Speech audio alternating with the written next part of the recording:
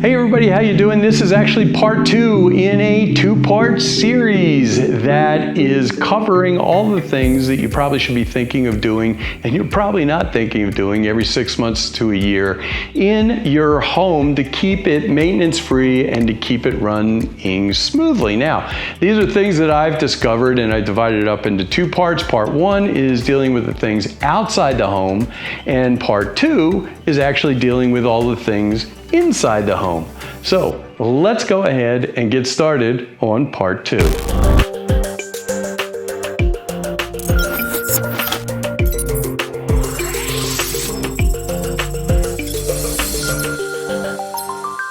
everybody, how you doing? I'm Rusty Nelson and welcome to my home down here in the Villages, Florida. And most of all, welcome to what I call my filter day or maintenance day. And once a year, I go through my whole home inside and out, and I check out all the things that need to be done, little maintenance things from filters to oiling the garage to sprinklers and filters inside the house.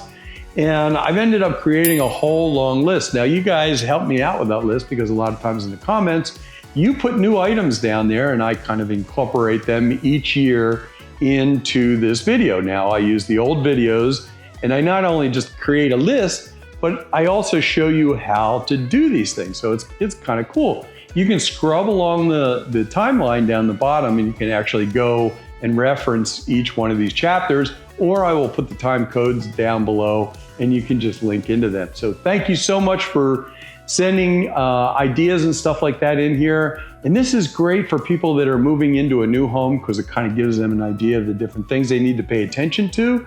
And if you own a pre-owned home, I guarantee you there's some stuff that you've actually forgotten or didn't know what it was. For instance, I had no idea what this filter is. I didn't even know it existed, but we're gonna find out later on in the video, along with some other ones that I'm sure that you didn't know about. So thank you so much for the new ideas. And thanks a lot for joining me. But if there's an item that you may want, I put the links down below in Amazon so you can go ahead and reference those. So a whole bunch of stuff down in the description for this. And if you haven't watched part 1, all the stuff outdoors, it's right there. Make sure you subscribe to get that. Now, let's go right back into this room somewhere right back over here. And we're gonna start out on the very first video that I did a few years ago, and that's the washer and dryer. Let's go ahead and get started.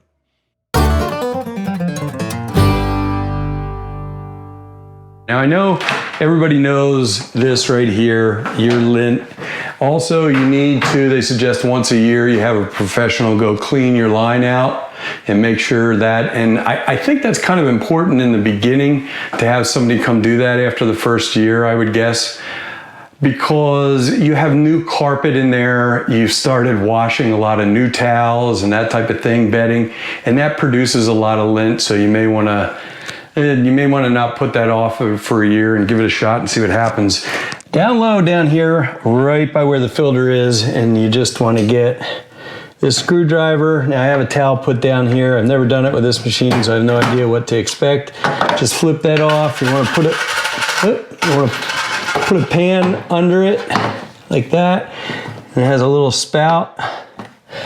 And right in here, you should be able to twist this, and you can actually control the water slightly by how quickly you unscrew this, and there starts to come some of the water. Hopefully there's not too much. Well, there it is. As you can see, there's not too much in there. And it's not really a fine filter, but there is some chunks of stuff that came out. All there is to that. Now, there was quite a few turns in that to get it all the way in there. And clean that up. And that's about it for the washer. As you know, there's a lint thing in the dryer, but you kind of change that every single time. So, on to the next project.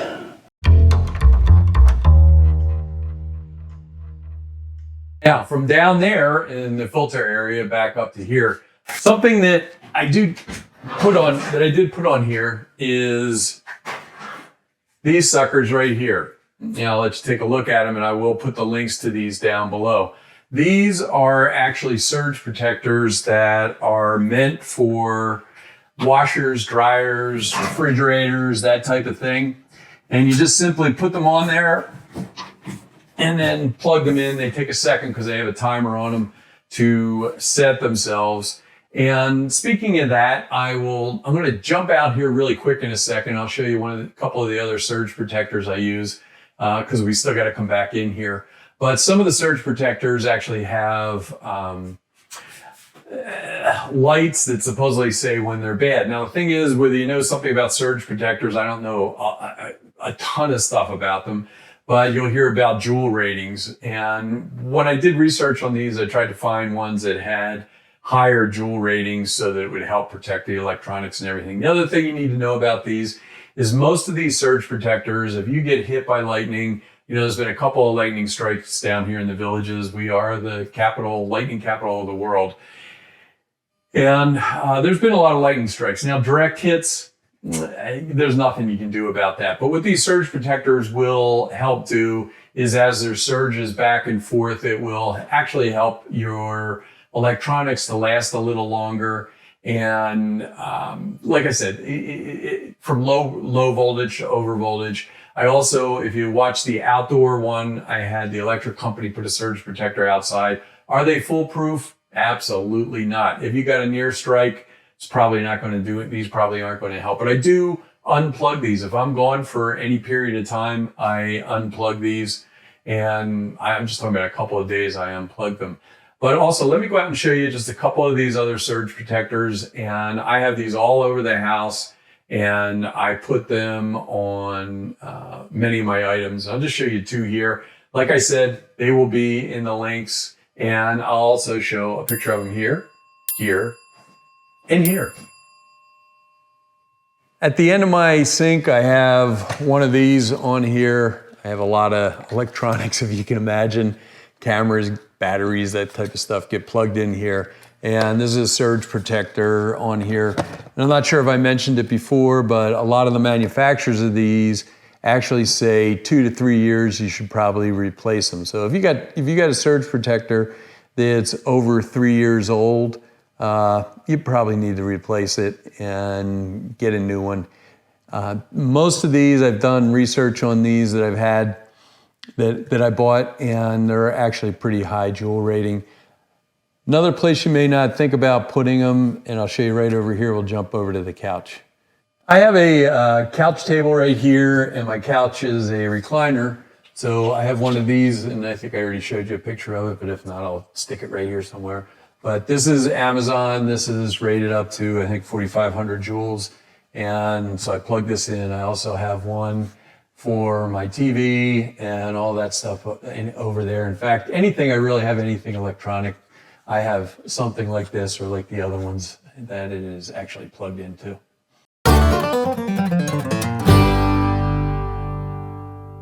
If you go away for an extended period of time, or you're going for a little while, and also every once in a while, if you don't use a specific sink, say in a guest room or a shower or anything like that, you may want to flush them every once in a while. And also in these type of drains, I think they call it the rain catcher, where it dips like that.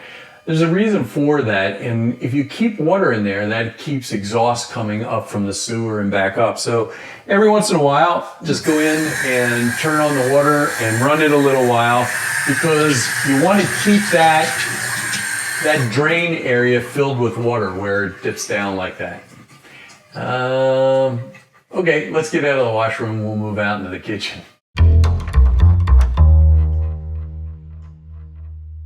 In the kitchen, here we go. Now there might be some filters you guys know about, and there may be some you don't. And I'm betting there's a couple that you don't. But I'm going to push the camera right in here, and I'm going to show you, because there's grease filters underneath here that you need to change.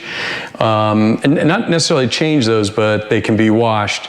And then there's also another filter up here that a lot of people have no idea that it's up there. So I'm going to show you that.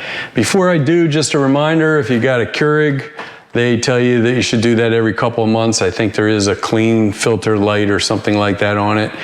Also, I've heard people say that if you have a filter on your house, you really don't need it on the Keurig. That remains to be seen. I'll try to find out that information for you in a little bit. If so, I'll put it at the end of the video. Here we go. We're going to show you where these filters are. Right now, we're looking underneath of the microwave, and there are these small silver grates that you see right here. And you just push those back a little bit and they almost fall out. And this is kind of what they look like. They're really clear. How can you tell that they're dirty? You can feel the grease on there. Obviously, I eat out more than I cook in, that's for sure, because there's absolutely no grease on there. And you'll also start to see a little bit of discolor in it, but just put them back up there and they are going to feel actually like they're loose, and you just kind of pull it back and they're actually pretty loose up there. There's another one right here. Sometimes people will have one that a single one that goes all the way across here.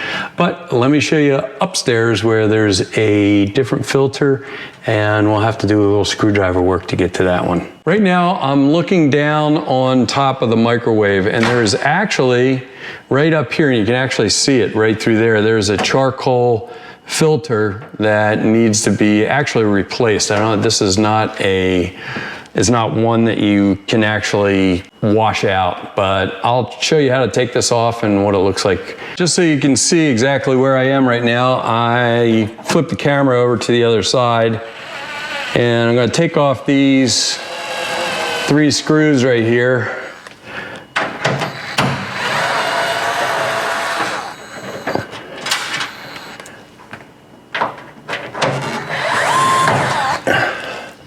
Put these up here. Now, this thing's a little tricky unless you know what you're doing. Instead of just popping it right off like you think, you actually have to push it this way a little bit and then kind of jiggle it off, and that's how it comes off of there. And then right here is the filter on this one. Now, some of them are different, and actually some of them actually have a door. And that's what it looks like right there. It's a charcoal type filter, and you go ahead and just replace that. And it tells you, has a little sign right there that that is the upside, and that's the side you want to put up.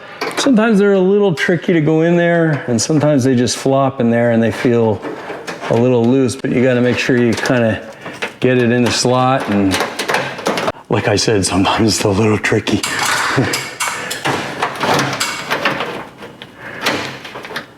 And there we go.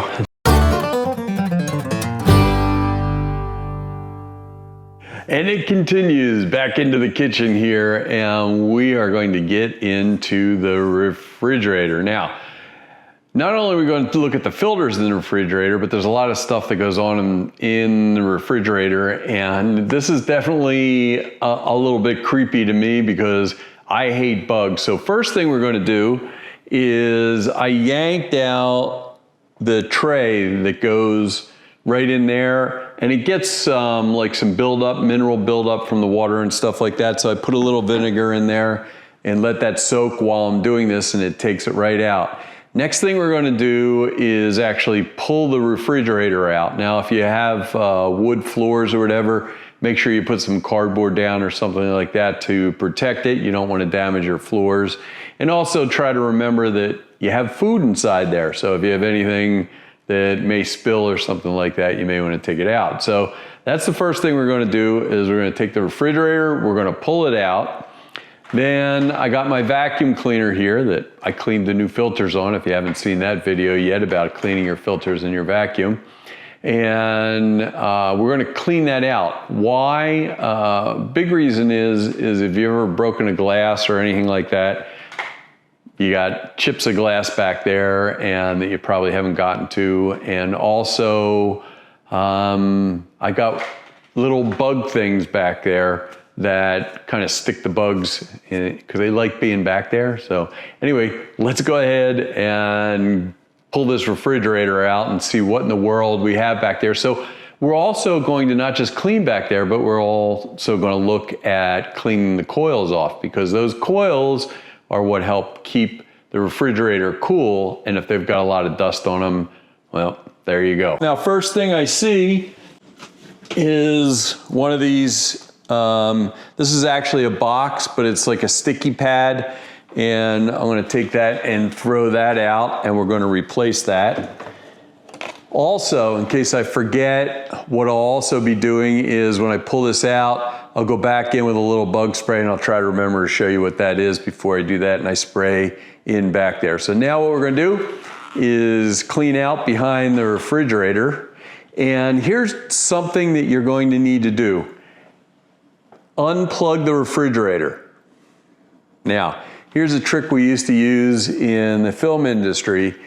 When we would go into a restaurant to shoot in a restaurant, we would take our keys and put them in the refrigerator. So when it was time for everybody to leave, they actually had to get their keys, and that would kind of remind them to plug back in the refrigerator. So you may want to do something like that to try to remind yourself to plug it in after we take it out, because we're going to check the coils here in a second.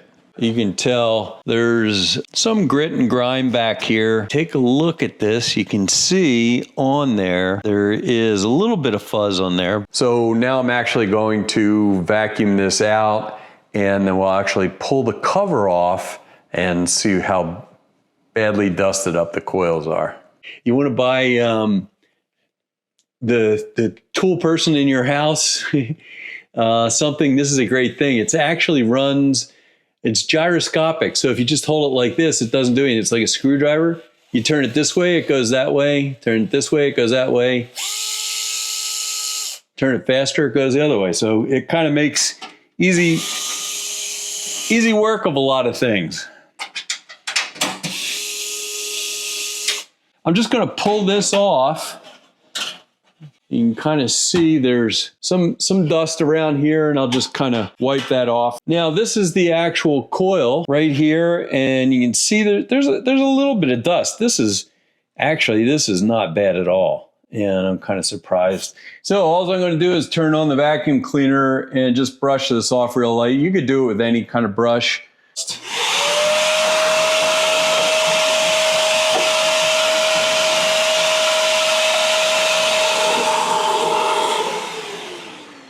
Now, I think we'll be done that quick, really. The one more thing on the outside of the refrigerator is to clean the top of the refrigerator. We don't get to see it that often. And this one's not too bad, but the last thing to get. And then next, after we do this, is we're going inside the refrigerator. All right, you're now inside the refrigerator. When I open this up, you look for the little guy that's running around turning that light on. Did you see him? Did you see the little guy? Did you see the little guy that turned the refrigerator light on? So now you're inside my refrigerator, and if I turn this around, the next filter is right here. And this, I've also been told a lot of people don't bother to do that if they have one of the whole house filters. But I'll tell you one thing, if you have one of these GEs, you probably did not get a plug.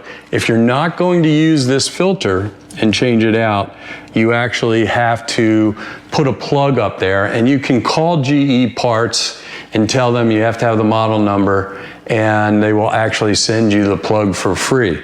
But this filter that goes in here, that's it right there, and it goes back in there. They're kind of expensive little boogers, but this little light right here on this GE right here, the filter status will start glowing orange, I believe, first, and then it turns to red when you got to change it out.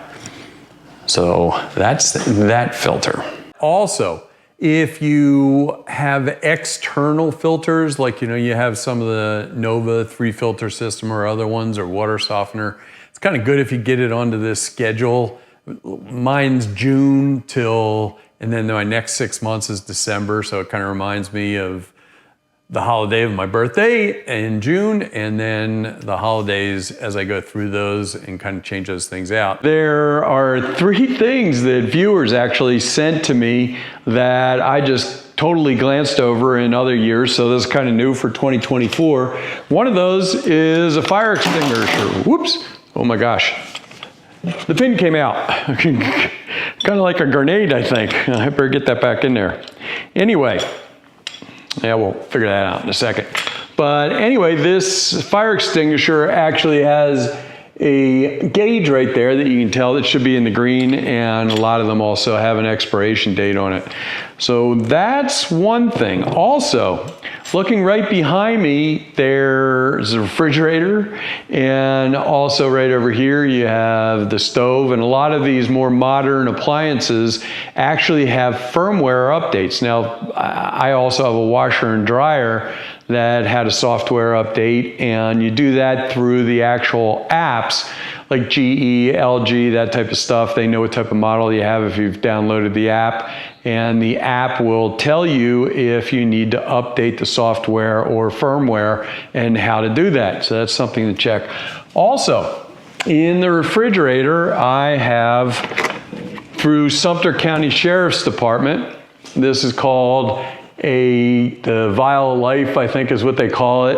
And basically on my front door, I have a sign that alerts any medical people that this is actually here, and they know right where to go to my refrigerator to go find this. And what's in there is a list of all my medications, maybe what hospital, people to contact, that type of thing. And if you have something like this, you may want to update that with your current medications or contact information, that type of stuff. So there's 3 great suggestions. Thanks a lot to the viewers for those. And I guess we're moving on.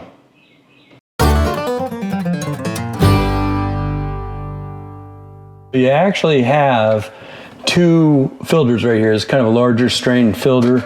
And then if you turn this right, oh, look at that. Before I even got started, check that out. Screw came out of somewhere, so that might be worth checking out. There is a filter right here. It's kind of a fine mesh filter. As you can see, there's already some stuff in that needs to be cleaned out. So I'll take that, rinse that out. You can see this part comes out like this on this right here, and it gives you a chance. You can go ahead. There's a bunch of junk in there, and I think you'll see after I get done cleaning this out. Yeah, definitely. You can see how clear that is right there. And just as simple as that, put that back in and lock that down, and that kind of locks them both down. Can't quite see where it came from, so I'm gonna have to hunt that down because it's a brand new dishwasher and screws shouldn't be coming out of it.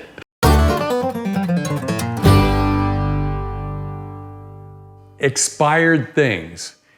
We are not getting any younger, that's for sure. So to get sick from food poisoning and stuff, it is rough even when I was in my 20s.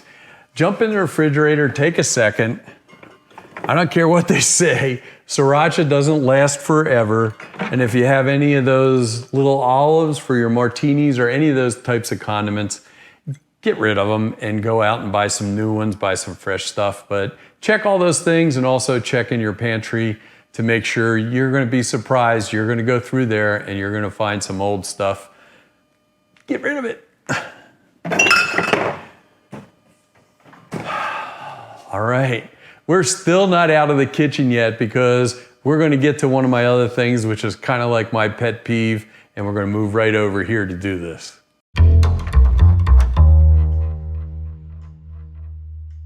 Welcome to Rusty's Kitchen.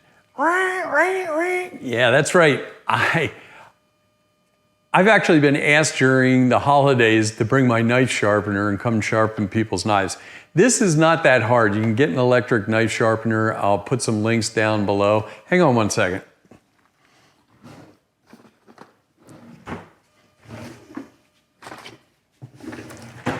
Get a couple more things here and talk about these real quick. So this is an electric knife sharpener. There's not much to this. It's this easy. It gives you guides. And you just drag this through 3 or 4 times. There's instructions in there. And I promise you're going to come up with some really sharp knives. Now, I use this for touch-up. I'll put a link to something like this down below. And this is just a fine and a coarse. And if I want, I'll just take and go like this a couple of times and then use this. Now, most people think that these are all sharpeners. This is called a steel, and many of you have these, but you're not quite sure what they're for. There are two different types. There's a sharpening steel and then there's a honing steel.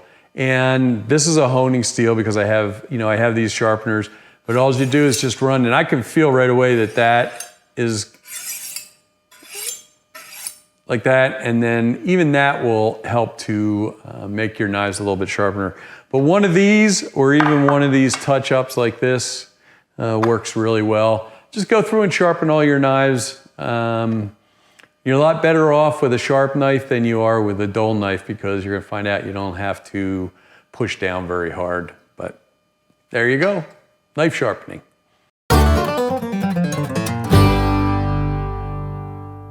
Hallelujah. We are finally out of the kitchen and out into the hallway, and I guess paired up with the fire extinguisher. You can also think of your smoke and CO2 detectors and that type of thing.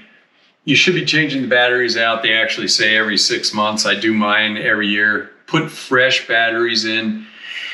There's actually two different ways you can do this. You can do it yourself, or you can call the safety department, and I will list their number right here. And they will actually come out and switch out your smoke detectors. Now, here's the thing, is basically if you can't climb up on a ladder, you can't do it yourself, that's fine.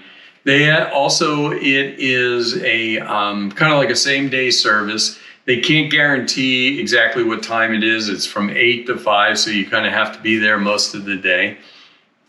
And you also have to have brand new 9-volt batteries if that's what it takes. Now, a lot of them take that, but if you've bought aftermarket or whatever, you have to have that specific type of battery, because they don't bring batteries with them. They just have somebody come out that'll help and assist and put the new batteries in. They will not do anything else but that. That's what they're there for, is just change out the batteries. Also, if it seems like you have a defective alarm, they will also come out and replace that. But with that said, you have to have that specific smoke alarm. And speaking of that, let me grab one of these smoke alarms. Actually, I'm just going to pull this one right off of here.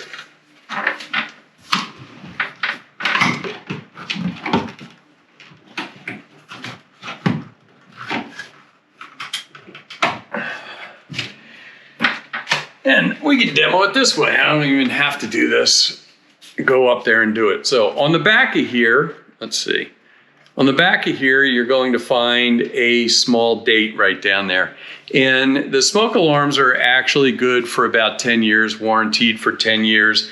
They say they need to be replaced from 10 years from the date of installation. So I take whatever sooner. This was built about a year before I actually got the house. This just so happens to be a CO2. So what you do is you just open this up, that's on these, and in there you'll see there's a 9-volt battery.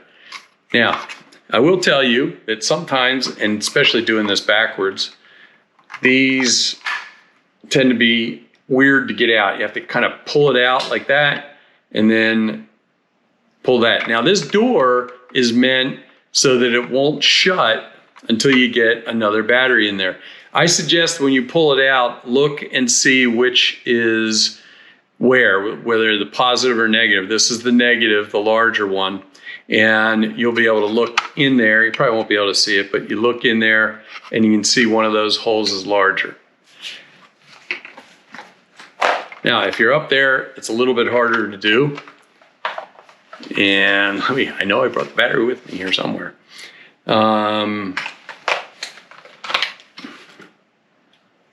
There we go, brand new Duracell battery. And just take that and slide it back in, and you have to kind of force it in there. As you put newer batteries in, it gets a little bit easier to put in, and then just shut it, and that's it. It'll beep, and it's ready to go back up again. Or if you haven't taken it off, you can just close that and you're done. But I have 5 in my place. You'll usually find one in each bedroom, hallway, and actually, believe it or not, out in the living room and stuff, I don't have one out there, but they're just in the hallways and bedrooms. So that's it. Make sure you do those. And like I said, I'll put the number down there below. You can call them up. They are really nice folks and they'll be able to answer whatever questions you have. But get that done.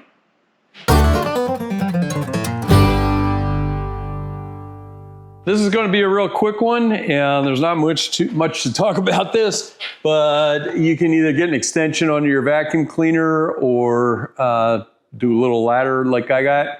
And the air intakes and where the air comes out for your air conditioning and heating, especially this larger one, you're going to see there's a lot of dust on here. Also, something else you may want to think about is your fans.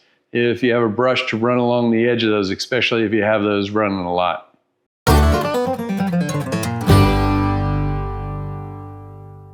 Yep, I am in the shower, so it's probably going to sound a little echoey in here, but something that a lot of people don't do on a regular basis is clean their shower head. Now, if you have stubborn type buildup, and especially down here in the villages, we have a lot of buildup of stuff if you don't have extra filters on your water. But you can actually take distilled white, vinegar, pour it in here, you put it over top of this, and then you take a rubber band and you take it and you let it sit for a few hours, 5 hours, whatever it is, just leave it on there.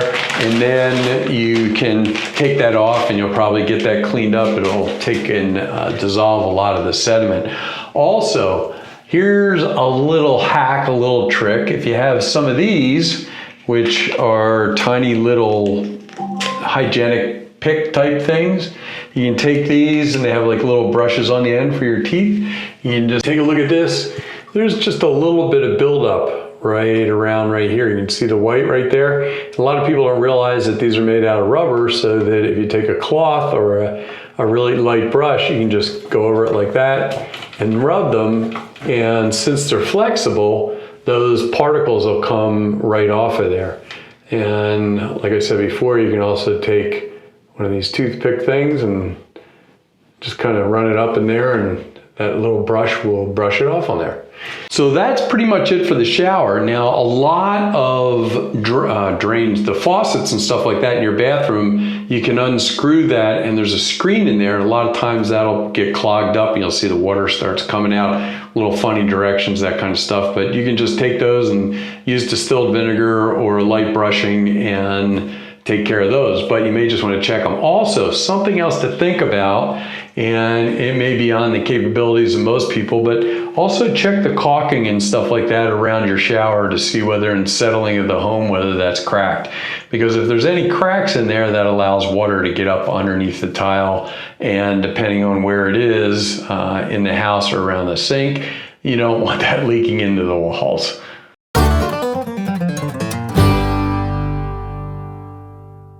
Think about this for a second.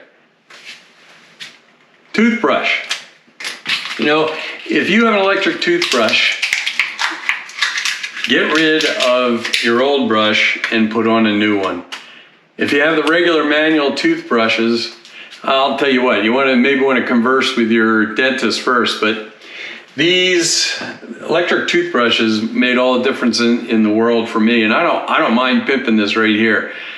It will make a big difference in your teeth, and I'll tell you why. I could easily tell from going from a manual toothbrush to an electric toothbrush that by the end of the day, my teeth were a lot cleaner. Now, I did an experiment with my dentist. We went from the Braun to the Sonicare. They're both really good, don't misunderstand me. But at the end of a 6-month test, there was definitely, my teeth were a little bit better with a Braun. Say what you will, but that's the way it worked out for me. Also, in here, your medicine cabinet, folks, I may have said it already, but get rid of your expired medications. Especially if you got grandkids running around. You don't want those things, and dispose of them properly, but you don't want those medicines sitting around, especially if you have grandkids. And I know that as we get older, we tend to have some more exotic medicines, that we've taken for pain or whatever, and we probably want to get rid of them. All right. I think we're done in the bathroom. Unless you guys got other stuff, put it down in the comments, because you always come up with some brilliant stuff that I don't know about that I may put in next year's filter day. Moving on.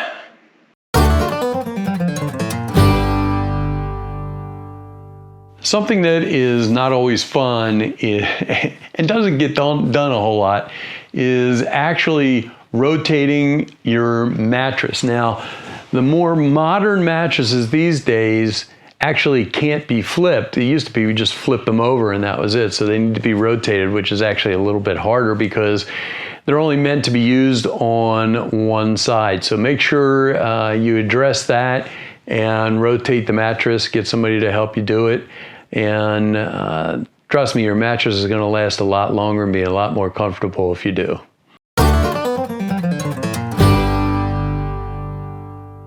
So far, that was a lot of stuff, but I'm telling you right now, after you do it the first year, you just do it one day, you get it over with, and take you and your honey, if you got one or whatever, go out to dinner. If the two of you, if it's something the two of you can do, boy, it goes really fast and you're done, and you'll feel a lot better over the next year, 6 months or whatever. And anyway, I am going to pour myself a little adult beverage and congratulate myself. But there are some other things you want to think about, and that is doctors. If you're over 65, you're on Medicare, you want to make sure you get your wellness check scheduled. If you're under 65, it'll be a basic yearly physical, and I want to do that, and I kind of schedule these things all around each other. I definitely don't want to do it on my December round because I wouldn't look so good on my blood tests during all the holidays. Also, eye doctors, folks. We're getting older. There's a lot of stuff that can happen with our eyes that we'd never see, and it's preventable, some of this stuff early on, so you want to make sure you do that. And that's about it. Go see your regular doctor. Enough of that stuff. Yeah. Anyway, we are done. Thank you so much for joining me. I really appreciate it. Make sure you watch part 1. If you have stuff to contribute, put it down in the notes down below, or the comments rather, and I will take a look at it. Maybe we can see whether we can put it in next year. I'll keep redoing these every year. I will put this year's this schedule is the indoor schedule right where my hand's going, like a flying bird over there. And you should be able to take a picture of that with your phone. For the schedule 1 outside, you can watch that video towards the end. Is also a list that you can take a picture of with your phone to cover all this stuff. Anyway, thanks again for joining me. I really appreciate it. Like I said, just take these days and do it. It'll really help out in preventing further damage in your house, and it'll keep things running efficiently, which is really, really, really important. You'll love it. Thanks a lot. Cheers. And I hope to either see you here again on YouTube or see you down here in the villages. Have a wonderful day. Have a wonderful filter day now that you're all done.